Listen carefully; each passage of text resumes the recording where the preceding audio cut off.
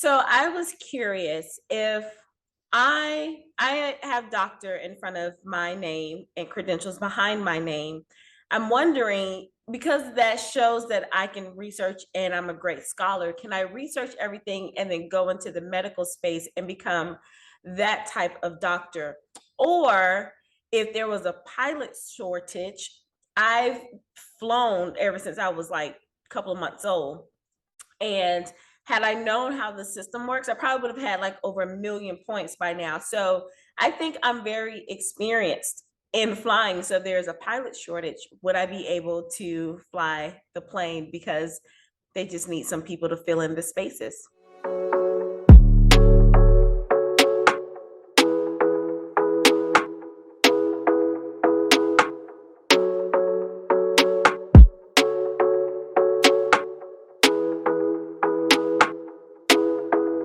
All right, hi everyone, I'm Dr. Vernita White, your brilliant solutionist, and I want to talk about a few things. Now, this isn't my like deep research based video. I haven't done extensive reading and watching like I would normally do for certain topics. So this one will be a little more off the cuff, a little more opinion based and experience based, but I do have a few things to back it up. So I've been trying to, I'll be honest, avoid the K-12 space, higher education space, public school system space, private sector space in the education realm, because I was like, I've done so many things in the area and I want to try something different, but I keep getting pulled back into this space. And if you don't know, I worked in K-12. I went to get my doctorate degree. I became a college professor and boom. So my whole life has been built or spent in the education system. I went to private school when I was younger. I've worked with private schools. I'm a product of public education as well. I attended public universities. I worked at a private university, and I didn't just show up working. I got on committees, ins and outs, meeting with presidents, provosts, all of those good things. And so, and then I have 5 degrees. So I think I know a little bit about higher education. In those spaces, my areas have been really, if you want to look at the grand scheme of all of my degrees, it has been some form of leadership and training and development. So I'm going to land right there. So I was watching. So I said all this to say is sometimes I try to avoid, like I've been there, done that. I want to do something different. But then I'm realizing that a lot of the coaching space and the consulting space that I worked in, I still have a true passion for training and development. It may not be in the STEM area, science, technology, engineering, mathematics. You could throw an A in there for STEAM. I mean, A for STEAM for art, because that is very important as well. So although I may not be in there, at the core of everything is how the world works. There's always some form of training and development. And before I get too deep into what I'm going to talk about, did you know that now it's popularized to teach an online course? I find that very interesting that this space of the advice era or the online education space, not the traditional online, because for some reason people thought online education was new when the pandemic happened, and that's not true. Online education had been 10, 15 years, and probably even more well before the pandemic. It was just exposed a lot of things. So when I say the online space, I'm not talking about traditional online, because there had been online schools, there had been online degrees and things like that. But I'm talking about where people have gone through their experiences, or they've had education from their jobs and things like that. Or a lot of it has just been like, here's what I went through. This is what I discovered. This is what I learned. It made me a lot of money, or it got me over the hump. It caused me to lose or release a lot of weight, like I like to say. So let me show you and teach you. So that industry has become $1 billion a day industry. It's interesting how the traditional education system they're not seeing results like that. So I probably didn't preface this, but I'll say it again. This video will be more based on experiences, what I've seen, what I've heard. I have a lot of friends that are still in K-12 and the higher education space. And I didn't do any like deep research. I'll just be honest and put that out there. And I'll probably do that later on depending on how I feel, but I've been trying to ignore this what has been happening, because I was like, well, it's not my problem anymore. I'm not in that space. But when you feel strongly connected to something, then I think for right now what I'm called to do is just share my opinion and what I see. And that's exactly what I'm going to do. So what sparked it all for me was this article from the Washington Post, and it's talking about the teacher shortage. It says, never seen it this bad. America faces catastrophic teacher shortage. Now, the teacher shortage was around well before the pandemic, and the article states that as well.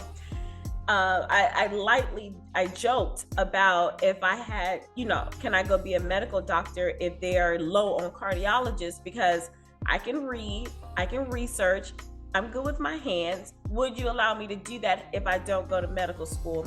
I joked about being a pilot if there was a pilot shortage. I know how to, I've been in planes a lot, and I know the general idea of how they work.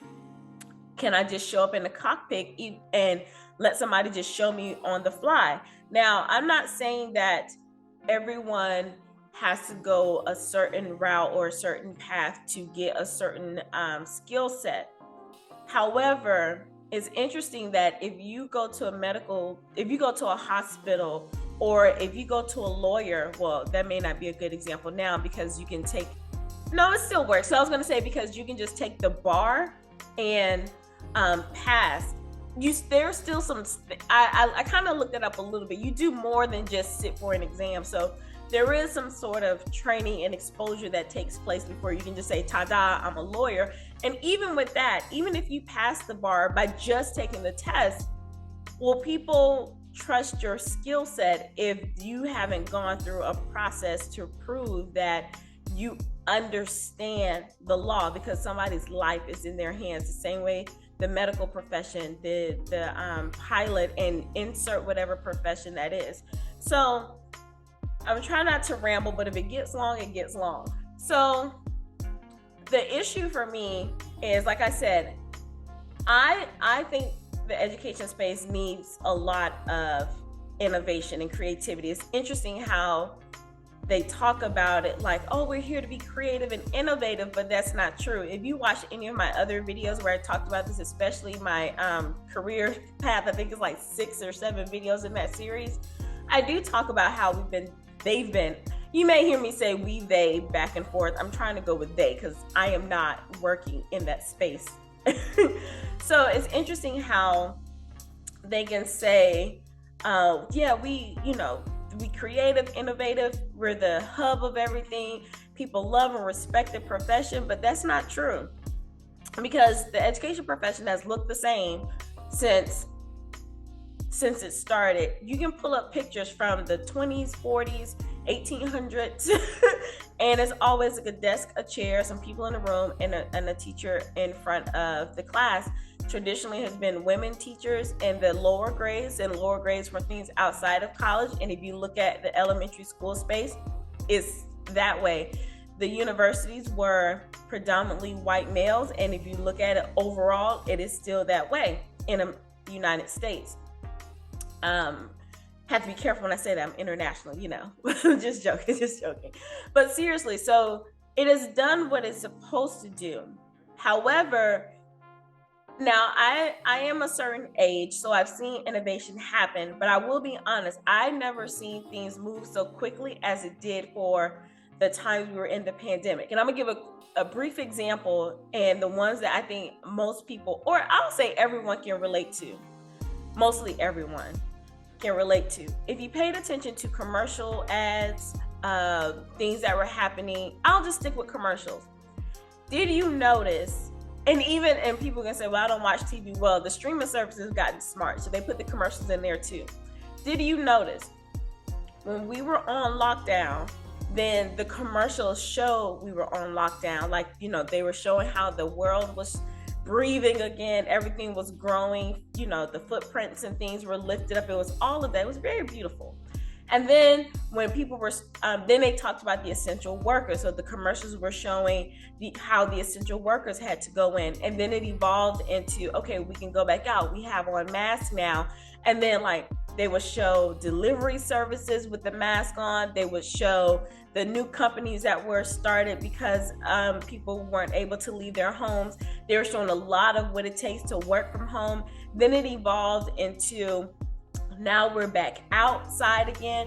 You saw some people with masks on, some people not. And then it turned into, okay, we're out here. The speed that those things were happening, those creative teams were moving. So when the education system, or I'm gonna say profession, it looks the same as it did from the 1800s to now, 2020, at the time of this video, it makes you wonder, like, what is really happening?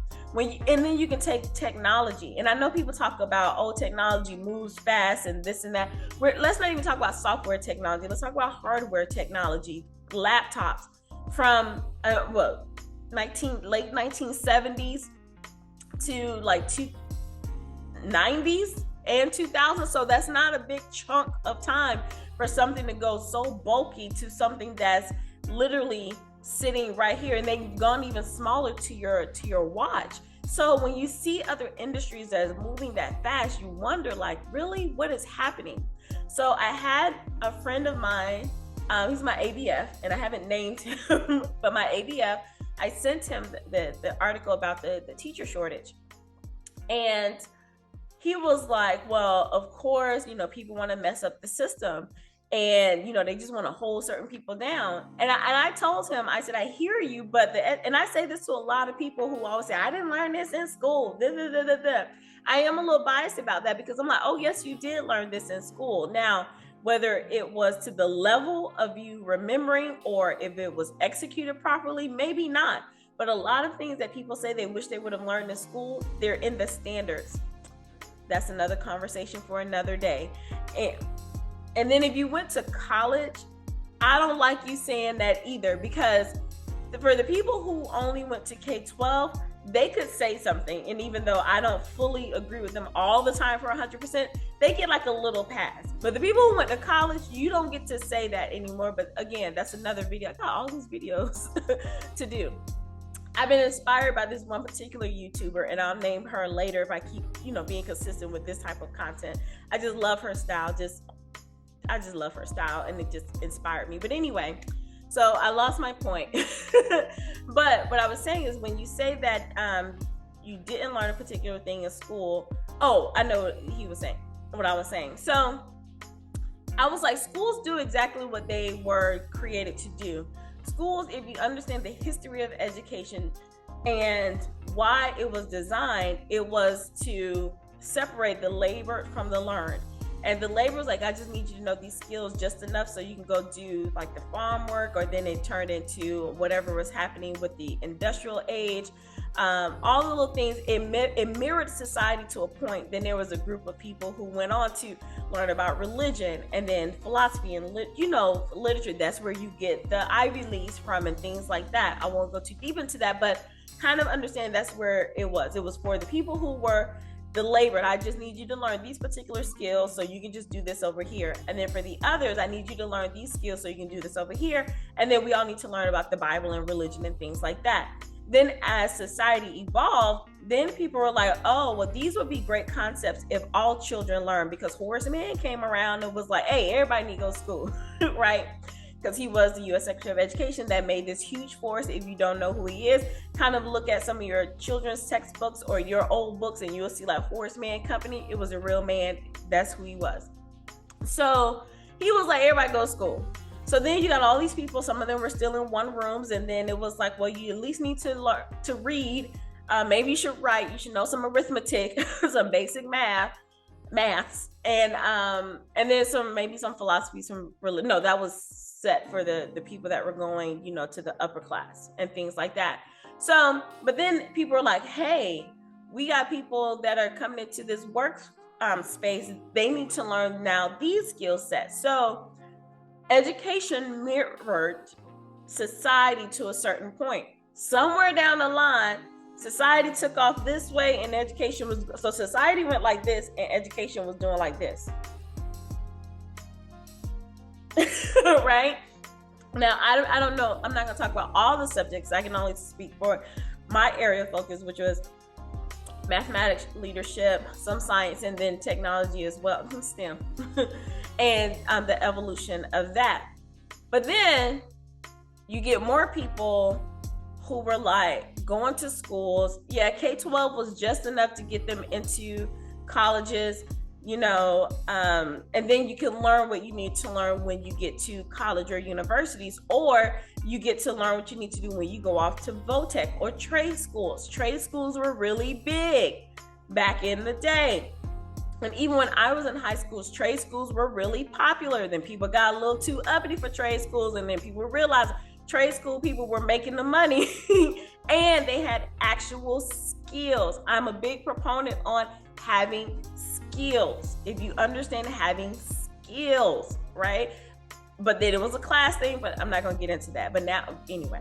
So when certain things were taken out of the K-12 schools, and like, oh, well, just go give them to the trade schools.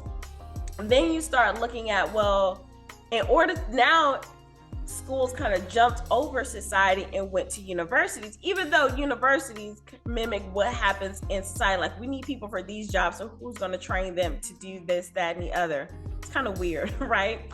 So then it's like, well, we don't really need these hard skills. Let's just learn, just touch on a little bit of everything, and then college will take care of the rest. Or just touch on just enough so when they go to trade school, they'll be okay. People want to get upset about education, but there really hasn't been a major voice, or I don't think, and if I'm not correct, feel free to comment. I don't think there's been a major shift like, hey, we need to think about what we're actually teaching in schools. STEM, science, technology, engineering, mathematics, was a huge push, but people act like it's brand new. It's not. I was in a STEM program before STEM was popular. It was engineering, science, and technology, EST program, and this was in the early 2000s. So, and then even before that, back in 70s, 80s, you know, now I'm messing up my history, the space race, whenever that was. Again, I didn't deeply research this, but I kind of know, you know what I'm saying. So then it was like, oh my gosh, we got to get, you got to get back to basics, because that was in the 80s for sure. We got to get back to basics. You got to learn this math. You got to learn how to read and really problem solving, critical think, and things like that. And then that's when we start having standards for schools, and it was like, oh, society is moving again, right? So I said I'd give you that little history because people act like STEM is new, but it's not. It just has a prettier name to it.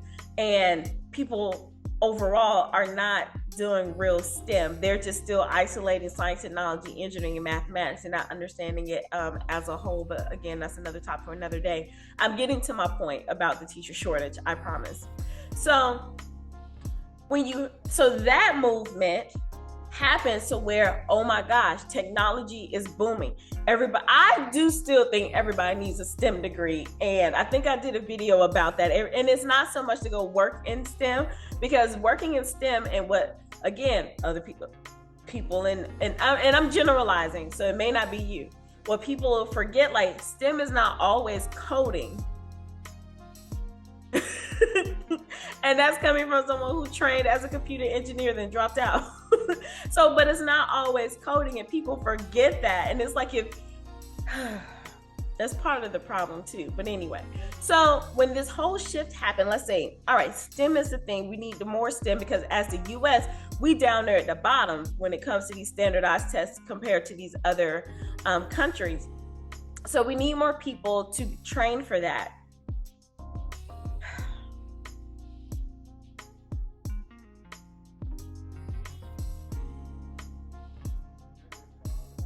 I'm careful because I don't want this to mean, just hear my heart when I say this, and I'll probably figure out how to clean it up later. If you're doing a push to get more students to learn STEM, but you don't have enough people who have the experience in those fields, or that skill set, and they're only going based on what they remember as K-12 students or what they learned in college, if it was a traditional teacher preparation program, and they're not doing any of their own professional development, or the district or the state isn't offering an alternative to that particular set of skills, how in the world do you think you're going to get 5th graders, 7th graders, 10th graders, and beyond to understand that? How are you getting upset when students aren't performing on standardized exams when some of the people who are preparing them don't have that skill set or knowledge base?